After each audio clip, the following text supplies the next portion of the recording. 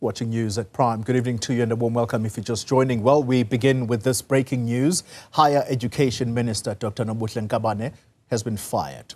The presidency has confirmed Buti Manamela as her replacement. She thanked the president in a statement released by Nkabane.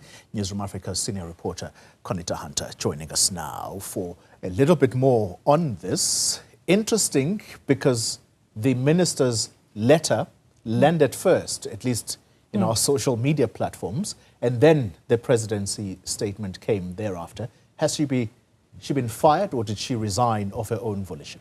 Well, we know the president has removed her and replaced her with Buti Manamela, but by issuing that statement first, it appears that she would have sort of jumped before she was pushed. But absolutely big development, Goli. We know that Nobuhle Nkabane would have been in hot water tomorrow when she appeared for, before the Portfolio Committee on Higher Education, and they were, drew a line in the sand about her role in the appointment of CETA board chairpersons and whether or not she lied to Parliament. This was something that the president has been sitting on for more than 6 weeks now. The president had asked the minister for a report on what happened in relation to the appointment of those controversial board chairpersons, which that process has now been abandoned. But the question was who was on the panel, and that it has since come out to Parliament that the minister may have misled Parliament by saying that a list of people, including Advocate Terry Matau, was on that list, and they say they had nothing to do with the appointment of those board chairpersons. Now, last week, that defiance and disdain for Parliament, was re-emphasized on Friday, exacerbating calls for her removal from across the board, whether it was the Democratic Alliance, whether it was SASCO. And now the president has finally acted, because one would imagine what would have been the explanation that she finally gave Parliament when she was set to appear tomorrow. And so now the president saying that Buti Manamela, who was in Parliament on Friday, he was a sitting duck. We know deputy ministers have no powers of their own and can only deputize the minister unless delegated. Unless delegated. And the deputy, and he has been deputy minister of higher education for a very, very long time. In fact, when Minister Nkabane was appointed, many questioned as to why was he become a professional deputy minister in many ways and not been given that chance. Very interestingly, Goli, the new deputy minister of higher education is one Nomusa Dube. Nomusa Dube, and she was mentioned as part of those CETA board chairpersons.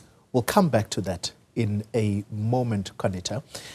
The parliamentary processes, does that mean that all of that now falls away? She no longer gets to be held accountable for her effectively lying to Parliament?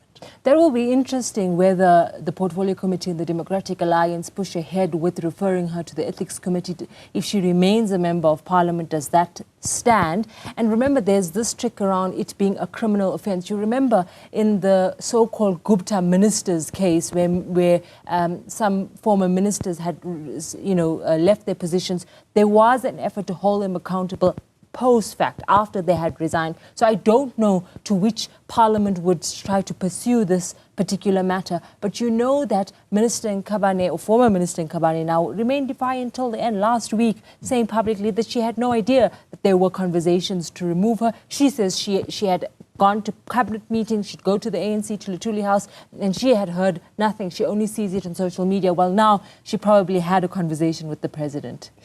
Is it suddenly making sense to you, the dots connecting, so to speak? The president calls her, and we know this for a fact now because the presidency did confirm, she was meant to go to China with the deputy president, but she was called at the last minute to say, please don't go, and instead someone else would be going in her place. Is that suddenly making sense right now, given that particular instruction to say, stay at home? If that's the case, the president, was he relying on her to effectively throw in the towel? As we know him, he doesn't really want to get his hands dirty. So he would have preferred, perhaps, that she does this some time ago.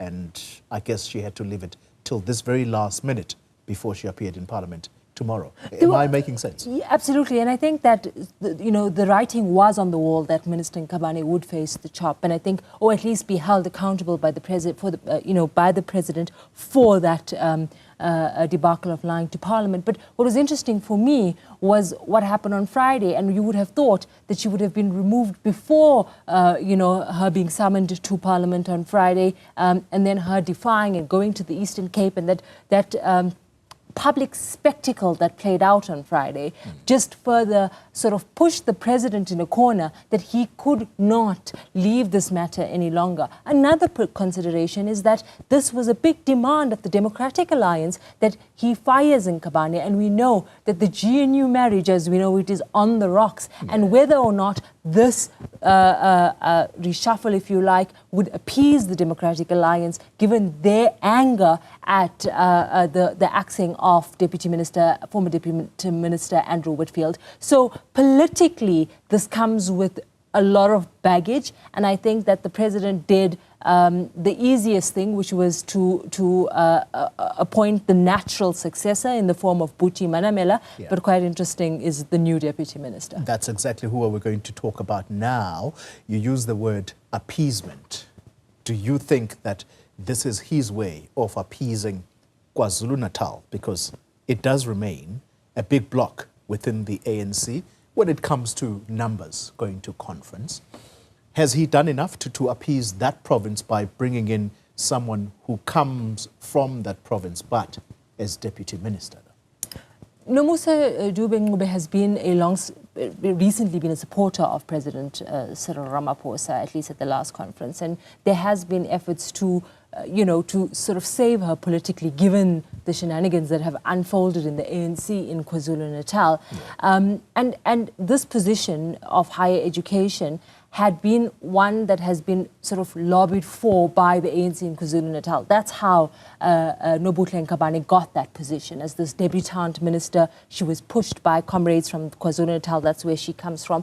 And so there will definitely be a sort of an appeasement politically of that bloc of the ANC by giving her this particular position. It's just quite noteworthy that she's in the news today because her house had been burnt down over the weekend. So that's quite unfortunate. But it will be interesting to see how this pans out, and whether or not Nobuhle Nkabane, in appointing those CETA board chairperson, had done so with any ANC instruction. And I think that's what Parliament was seeking to get to, is to, if you did not have a selection panel, where did you get these names to appoint those people, which included, Gwede Mantashe's son, Nomusa Dube, etc. And so that particular controversy around the CETA boards, we obviously wouldn't know now how that came about. But more importantly now, the president saying, well, let's move forward. It will be interesting to say whether she stays as a member of Parliament or not. I'm suddenly, as we talk, things are sort of falling into place, if you like. But there's a bigger question around the new Minister of Higher Education. He comes from the ranks of the SACP. The SACP has taken a resolution that it is going to contest elections independent of the ANC, even though there remains the talk that the alliance is sticking together. There has been something of a discussion, at least in the media space, speculating, of course, that this discussion is also possibly taking place inside the ANC and its alliance partners. Questions around whether the ministers of the SACP, of course, they'll say there's no such thing, we belong to the ANC, but they come from the SACP. Is this a wise decision by the president, having painted that picture for you? SACP contesting elections, independent of the ANC, and so here's a president who wants to appease KZN, but he appoints the successor not as a full cabinet minister, but rather as a deputy minister. Am I making sense? So obviously the NEC meeting that was supposed to sit this weekend, that would have had a number of big considerations. The one was the future of the Democratic Alliance in the GNU, and the second big one was the SACP. And so politically, this sort of fills that, or at least neutralizes the heat around the SACP and its decision to contest elections, which again has been a decision that has been lingering in the air since 2014. And I remember writing a front page or a new article on this particular matter for those dinosaurs like me and you, Koli. But the point is that definitely would appease the SACP, which Buti Manamela has his support base. But more than that, I think appeases your young constituency in the ANC and in the alliance movement, calling for a young progressive minister, and then obviously the experience that he had accumulated over that time. So it seems, and many within the ANC, in this short while before coming on air, have said natural that it would have been Buti Manamela taking that position, given the role that he has played for many, many, many years. I think I stand to be corrected, but it could be close to a decade or so that he was the Deputy Minister of Higher Education.